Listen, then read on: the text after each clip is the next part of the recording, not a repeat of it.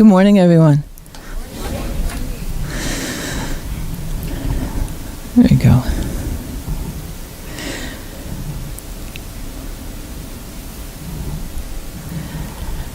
When I was a little girl, my family lived in a big old house.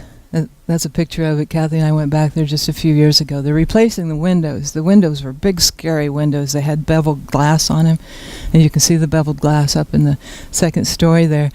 Had high ceilings in the rooms and hardwood floors that creaked all the time at the weirdest times, and there was a long hallway. And at the end of one hallway, at the end of the hallway, close to the front door, was a big iron radiator. Remember those? Those steam radiators that just popped and sizzled and gurgled all through the night. And then at the other end of the hallway was my mom's cheery kitchen. And my mother was a great cook, so she spent a lot of time in that cheery kitchen. Well, I was at the age, just at the age where I was starting to sleep in my own room most of the time. I slept in a child's bed. And one night, I had a really scary childhood nightmare. And in this dream, a grizzly bear was at one end of my bed. And he was showing his teeth, and his claws were out, and he was growling and just about ready to grab me and gobble me up. And then at the other end of my bed was Snidely Whiplash. Remember him? The dastardly villain with the top hat and the cape, and he was laughing this evil laugh, that laugh that he would laugh when he was about ready to tie the fair young maiden to the railroad tracks. And I laid there, and I trembled, and I was whimpering, and I thought, I got to get out of here. But how? If I go one way, the grizzly bear is going to get a hold of me, and if I go the other way, the Snidely Whiplash is going to tie me to the railroad tracks. So I laid there in the darkness, just whimpering and crying. But the door to my room was open just a bit, and there was a glimmer of light coming in through the door, and I knew that that meant that it was about 5 o'clock in the morning, and that my mom and dad were down in the kitchen having breakfast before my dad made his long commute to work. So I mustered up all my courage, and I jumped out of bed, and I ran as fast as my little legs would take me down that hallway and slid right into my mother's arms. So my mom and dad continued to have their breakfast and reassure me that I was okay. And then my mother took me by the hand, walked me down that long, scary hallway to my bedroom, turned on the light, and showed me that there was nothing there to be afraid of. Just like that, my fears disappeared. It's amazing what happens when you turn on the light, isn't it?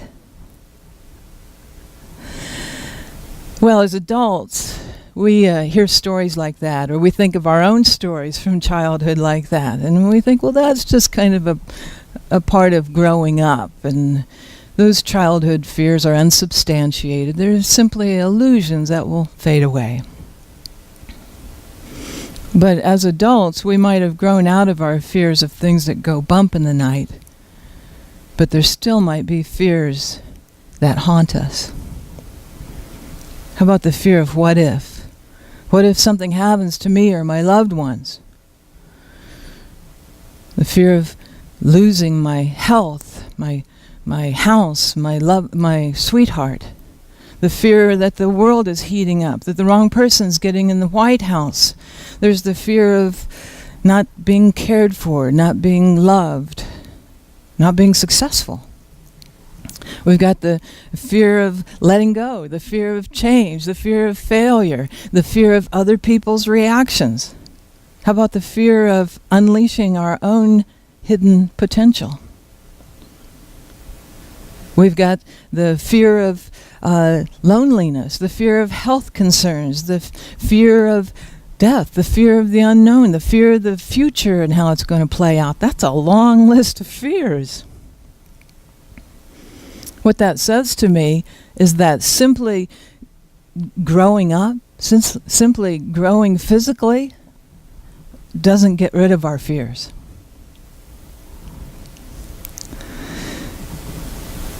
You know, when you think about it, that long list of adult fears that I just rattled off to you is quite a bit longer than a typical childhood list of fears.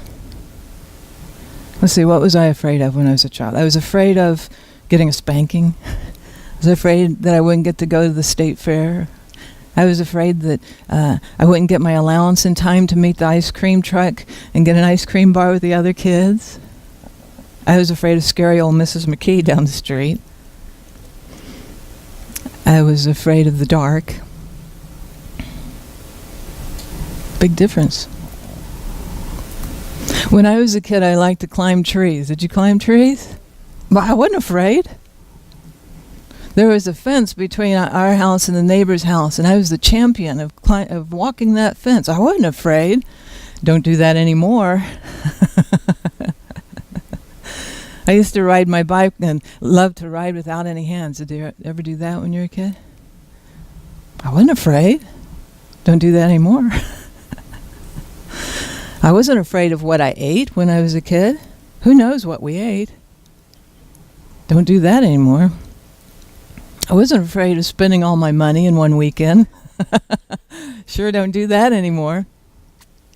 Now you might say, well, some fears are good for us because they keep us from doing something that might harm us or we're not prepared for. But does fear have to come into play with that? Really? I mean, you might not want to walk down a dark street in a dangerous part of town at 2 a.m. But does fear have to be a part of that? No, that can be just discernment or knowledge or wisdom. You might not want to give all of your life savings to an investment firm called Dewey, Cheatham and Howe. But fear doesn't have to be a part of that. That's just discernment, wisdom, knowledge, even intuition. Do you know that researchers have found that only 8% of the things that we fear are even likely to happen? So what that says is that 92% of the things that we're investing fear in probably won't even happen. It's not worth it to invest our energy in fear, is it? Fear keeps us stuck. Fear keeps us from following our true path, from expressing our soul's purpose. Fear can rob you of your self-respect and your self-confidence.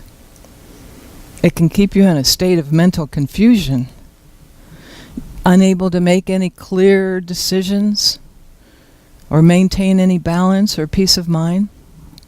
And fear can keep you from expressing love or fully receiving love as well. Fear can keep us from doing all the great things that we would love to be doing. So how do we let go in order to become more? Well, there are a lot of techniques that help us with fear. Some are psychological techniques, some are emotional methods, or even social methods. Some help us to deal with the fear, and some help us to push through the fear. Some of them even help us to thrive on the fear. That's an interesting idea. But I want to present to you this morning that the best thing to do with fear is to let go of it. Is to get rid of it. Let it go back into the nothingness from which it came. And the best technique or method for doing that is a spiritual one. You might be familiar with a passage in the New Testament of the Christian Bible that says, when I was a child, I spoke like a child. I thought as a child. I reasoned as a child. But when I became an adult, I let go of childish things. So as adults, we let go of childish things and wild imaginings because we understand more about ourselves. We understand more about life and the way it works. We let go of incomplete thinking and we take hold of a more expansive, holistic way of thinking. Well, it seems like that verse is just talking about the natural progression from childhood to being an adult, letting go of childhood and becoming a more fully functioning adult, I guess you could say. The really intriguing verse is the very next sentence. And it says, For now, we see in a mirror dimly, but then face to face. Now I know in part, but then I will know fully, just as I have been fully known. Now, when I was growing up and going to church and Sunday school and in college studying theology, I was taught and told that meant that when we go to heaven, we're going to see God and everything will be revealed to us. We'll know everything. All these mysteries of the universe will be solved for us, and because we'll be seeing God face to face. But it says that we're looking in a mirror.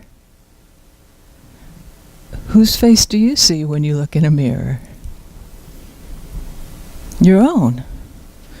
So we're looking at ourselves.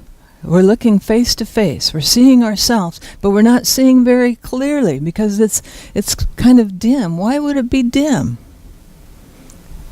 Maybe not enough light? So I want to submit to you this morning that verse is actually talking about turning on the light. It's talking about turning on the light of reason, the light of knowledge, the light of wisdom, the light of clarity. And when you turn on the light, fears disappear. It's talking about a transformation that doesn't just happen automatically, like moving from childhood to adulthood. It's talking about a spiritual transformation. It's talking about an opportunity for enlightenment. And enlightenment means turning on the light of truth, and waking up from the dream, the illusion of fear and separation. It's talking about seeing ourselves clearly, seeing ourselves as we really are, seeing ourselves face to face. It's talking about spiritual maturity. So, let's turn on the light of truth just a little bit here this morning, shall we?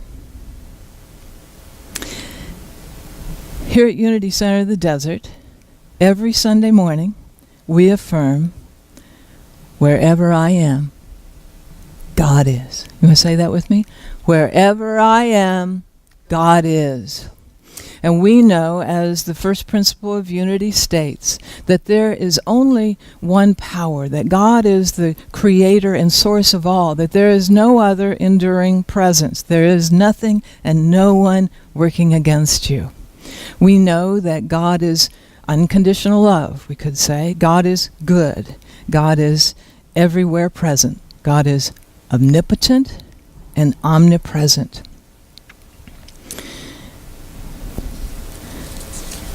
We also know that we are connected to this infinite intelligence, and that nothing can separate us from it. That God is all around us and with us, and also within us, and operating as and through us. So, because of this, there is never anything to be afraid of, as long as we truly know, wherever I am, God is. And all of this is corroborated in the New Testament when it says, there is no fear in love. Perfect love casts out fear. Interestingly, this same truth is also substantiated in the Course in Miracles. In a very beautiful way it says, perfect love casts out fear. If fear exists, then there is not perfect love, but there is only perfect love. Only perfect love exists. If there is fear, it produces a state that does not exist. Something to meditate on this week, isn't it? In fact, the entire prayer of protection by James Dillett Freeman attests to this truth that God is omnipresent and omnipotent when it says, the light of God surrounds me. In fact, do you want to say that with me? Let's put our hands on our heart, and we're going to say it just very, let's feel that vibration of our words, our creative words, as we allow the breath of life to flow through us. Let's say it together. The light of God surrounds me. The love of God enfolds me. The power of God protects me. The presence of God watches over me. Wherever I am, God is, and all is well. Interestingly, this same truth is corroborated, substantiated in the Course in Miracles. Again, there's a wonderful verse I've been wanting to share with you for quite a while. It says, God is the light in which I see. God is the mind with which I think. God is the love in which I forgive. God is the strength in which I trust. There is nothing to fear. Isn't that beautiful? You want to say it with me? God is the light in which I see. God is the mind with which I think. God is the love in which I forgive. God is the strength in which I trust. There is nothing to fear. There is nothing to fear. You know, as a child, when I was laying there in the dark on that night, I didn't fully realize or understand the difference between my illusions and reality. But I had one thing going for me. The door was open just a crack. And I knew that that glimmer of light shining through meant that love was just at the end of that hallway. You know, in many ways, Unity Center of the Desert is like that door.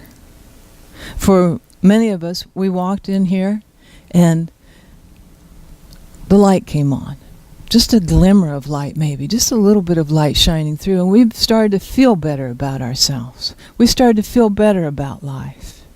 And then the light began to shine a little bit brighter, and it shined in our minds, illuminating our minds and dispelling those illusions of fear, of separation. And it shined in our hearts and brought a sense of peace and protection and courage. And then it began to shine even more as we allowed it to radiate out from us and into our lives and into the lives of those around us and on out into our community and out into the world. Unity Center of the Desert is like that door. For some of us, it's like a door to freedom. Some of us, it's like a door to support and love and validation and appreciation and oneness. And for others of us, it's like a door to self-realization and enlightenment. It's amazing what happens when you turn on the light. It's also amazing what happens when you turn on the light and allow yourself to muster up all that courage and jump out of your fears and into your own power, to make choices that support your growth and well-being. And it's also amazing what happens when you're surrounded by those who love and support you. Those who can love you through your fears and through the illusions. Those who can support you in this process of letting go and becoming more of who you really are. You know, fears magnify when you're alone. You ever notice that? So I want to encourage you to reach out and connect with like-minded, open-hearted people, just like we have here at this spiritual center. Those that can remind you that there is nothing to fear, that there is only light. Every day, every moment, we have the opportunity to walk this spiritual path with the light of truth shining along the way. And as we recognize who we really are and see ourselves face to face, then we become enlightened, and the entire world becomes enlightened and enlivened with the truth. Can you say yes to that? Are you ready to let it be so? Yes. May it be so, and so it is.